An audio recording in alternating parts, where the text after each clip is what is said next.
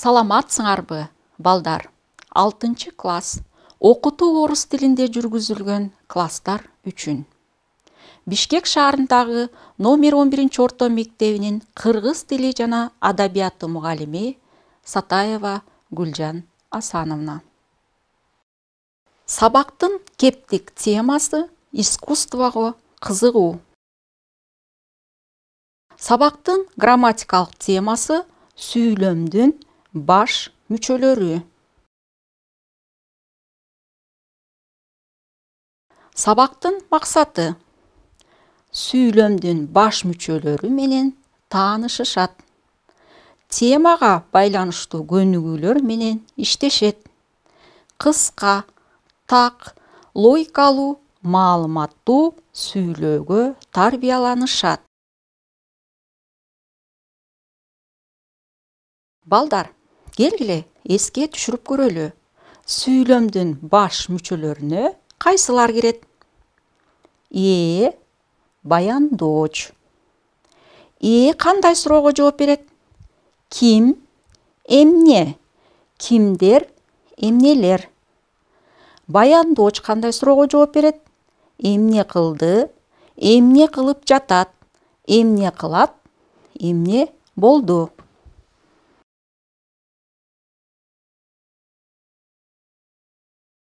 Мисалы, мен театрга барам. Эмне кылам? Барам. Сүйлөмдүн баяндоочу. Ким? Мен. Сүйлөмдүн ээси. Антон волейбол ойногонду жакшы көрөт. Эмне кылат? Жакшы көрөт. Сүйлөмдүн баяндоочу. Ким жакшы көрөт? Антон. Сүйлөмдүн ээси. Студенттер китепти улуттук китепканадан алышат. Эмне кылышат? Алышат. Сүйлөмдүн баяндоочу. Кимдер алышат? Студенттер. Сүйлөмдүн ээси. Сүрөтчү ким? Баяндоошторду коюп жасабыз. Сүрөтчү тартты. Сүрөтчү боёп жатат. Сүрөтчү кооздойт. Булбул эмне? Булбул конду. Булбул сайрап жатат. Булбул учат. Ата-энелер кимдер? Ата-энелер сүйлөштү. Сүйүнүп жатышат. Жардамдашат. Бак-дарактар эмнелер? Бак-дарактар бүрдөдү. Бак-дарактар көгөрө баштады. Бак-дарактар сугарылат. Демек, балдар, бак-дарактар сүйлөмдүн ээси, бүрдөдү, көгөрө баштады, сугарылат деген сүйлөмдүн баяндоочу.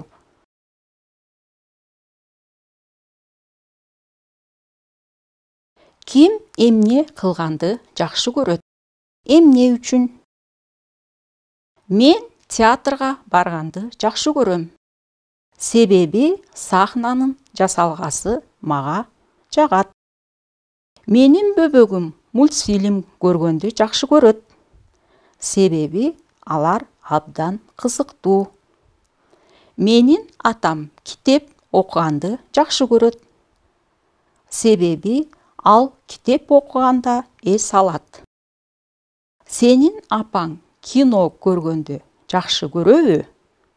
Ооба, себеби кино аркылуу көп маалымат алат.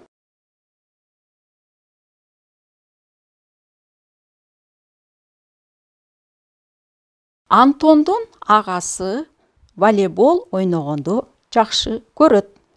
Себеби бул оюн абдан пайдалуу. Чоң атам гезит окуганды жакшы көрөт. Себеби ал көп маалыматтарды алат. Менин чоң апам кийим токуганды жакшы көрөт. Себеби ал бош отурганды жаман көрөт. Текст менен иштөө. Балдар, силердин окуу китебиңерде жапондордун икебана деген өнөрү жөнүндө жазылган текст бар. Ошол текст менен иштейбиз азыр. Кунт коюп угабыз. Жапондордун икебана өнөрү Бишкекте көргөзүлүүдө. Бүгүн Гапар Айтиев атындагы Сүрөт музейинде кыргыз-жапон маданиятынын жана көркөм өнөрүнүн 3-чү фестивалы өтүүдө. Икебана гүлдөрдүн аранжировка өнөрү деген аталыштагы бул фестиваль аркылуу көрүүчүлөр Жапон элинин байыркы салттуу маданияты менен тааныша алышат. Кечээ 23 августта башталган бул фестивалды Кыргызстандагы Жапония элчилигинин колдоосунда Икебана International бейөкмөт уюму менен Гапар Айтиев атындагы Сүрөт музейи уюштурган. Ушул текст боюнча иштейбиз.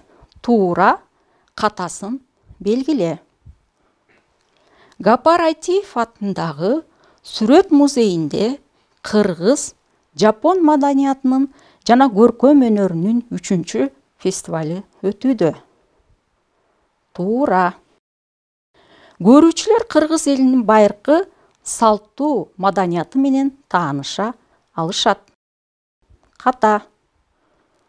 Бул фестиваль Кыргызстандагы Жапония элчилигинин колдоосу менен өткөрүлдү. Туура. Икебана сырдуу өнөр деп аталат. Ката болуп эсептелинет экен. Төңмөнкө икебана боюнча композициялардан өзүңөргө жаккан тандагыла жана төмөнкү үлгүгө таянып, эмне үчүн жакканын түшүндүрүп бергиле.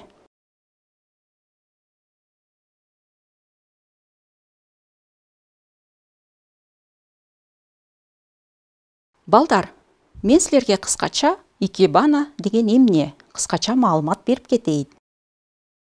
Икебана көркөм өнөрдүн бир түрү. Жандуу жана кургатылган гүлдөн, бутактан, мөмөдөн жана ар кандай чөптөрдөн жасалат. Ике жашоо, бана гүл. Демек, жашоонун гүлү дегенди түшүндүрөт экен.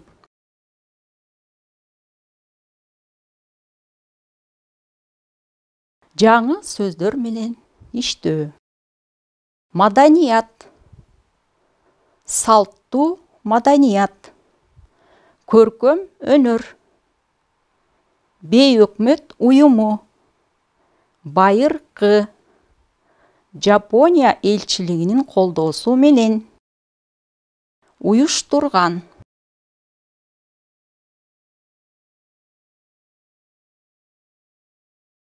Ушул жаңы сөздөргө сүйлөм түзүп көрөлү.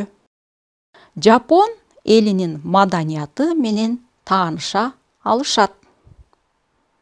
Сүрөт музейинде көркөм өнөрүнүн фестивалы өтүүдө. Бул фестивалды Сүрөт музейи уюштурган.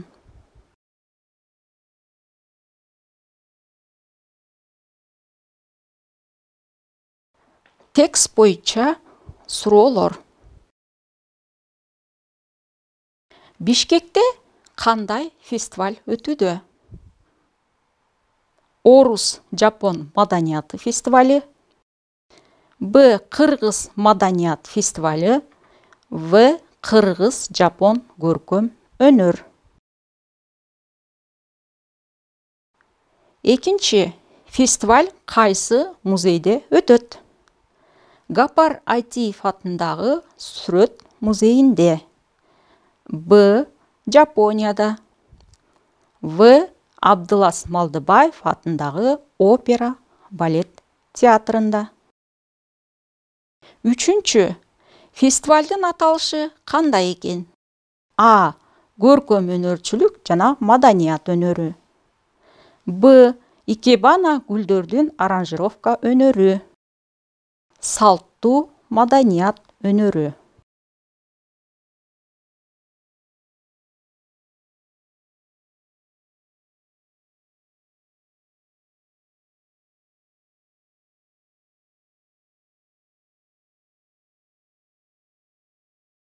Келгиле балдар, чогуу кайра жообун таап көрөлү. Биринчи, Бишкекте кандай фестиваль өтүүдө?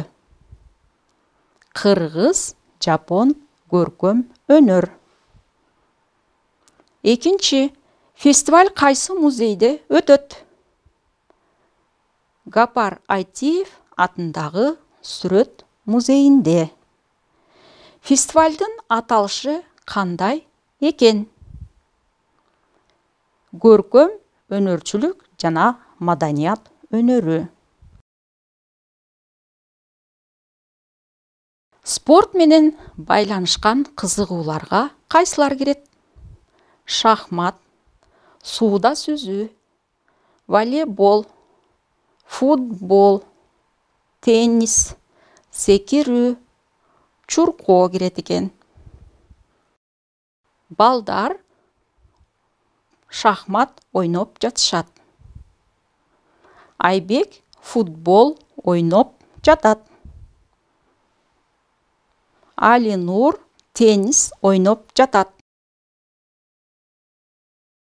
Айбегим сууда сүзүп жатат. Султан чуркап бара жатат. Искусство менен байланышкан кызыгууларга кайсылар кирет? Музыка, сүрөт тартуу, театр, скульптура, кино, көркөм адабият, архитектура. Скульптор ар кандай айкелдерди жасайт. Актер ролдорду аткарат. Сүрөтчү кооз көрүнүштөрдү тартат. Ырчылар шаңдуу ырдашат.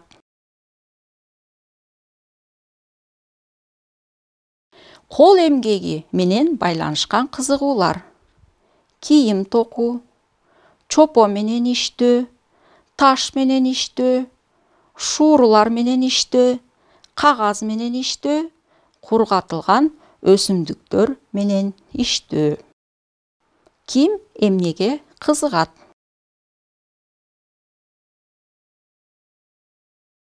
Балдар, келгиле чогуу иштеп көрөлү. Көп чекиттин ордуна керектүү сөздөрдү жасабыз. Мектепте иштейт. Китепканада иштейт. Сахнада бийлейт. Уй сайт, ыр жазат. Имараттарды курат. Мал багат. Театрда ырдайт. Аңгеме, роман жазат. Сабак окуйт. Керектелүүчү сөздөр: саанчы, китепканачы, мугалим, бийчи, окуучу, куруучу, ырчы, малчы, жазуучу, акын.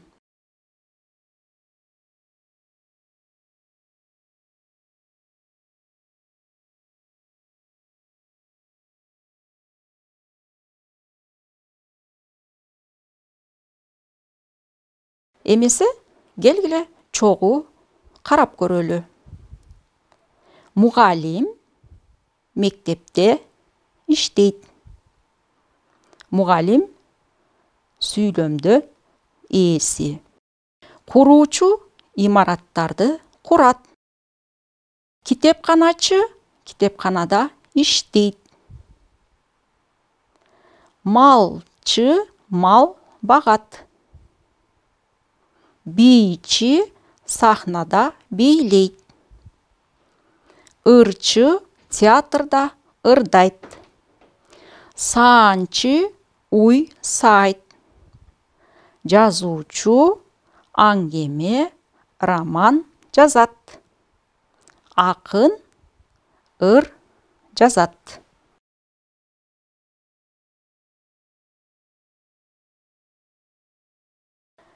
Жыйынтыктоо. Ээ менен баяндоошдун эрежелери. Ага берилүүчү суроолор. Ким эмне кылганды жакшы көрөт? Жапондордун икебана өнөрү жөнүндө маалымат. Сөздүк менен иштөө, сүйлөм түзүү, текст менен иштөө, спорт, искусство, кол эмгегине байланыштуу кызыгуулар. Үй тапшырма. 145 бет. Искусство жөнүндө презентация даярдоо. 3-6 көнүгүүлөрдү иштөө. Балдар, бүгүнкү сабак силерге чоң таасир калтырат деген ойдомун. Саламатта калгыла, балдар.